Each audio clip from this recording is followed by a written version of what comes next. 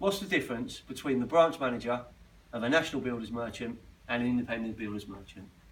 I was asked that question just last week by the director of a Scottish-based independent. Why did he ask me?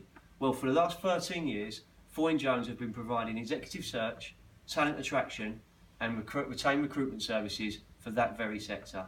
But going back even further, many moons ago, when I was just 18 years old, I began my working life on the trade counter of a builders merchant in Fulham, London. By my mid-20s, I was a regional sales director for London itself. So you could say I understand merchants from the inside out. But rather than rely on my opinion, I started to ask the question. I spoke to my staff, my experienced recruiters, asked them what they believed made a good national manager and what made a good independent manager.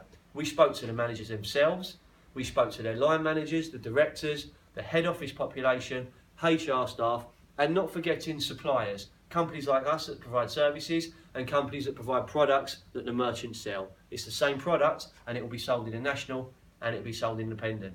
And what did we find out? Okay, we found out that for a national, an operational style makes you more successful. Someone who can work as part of a team, works really well within a strong reporting structure, and often very much focused on long-term promotion and long-term career opportunities. The larger the organisation, the more scope there is for someone to develop their career.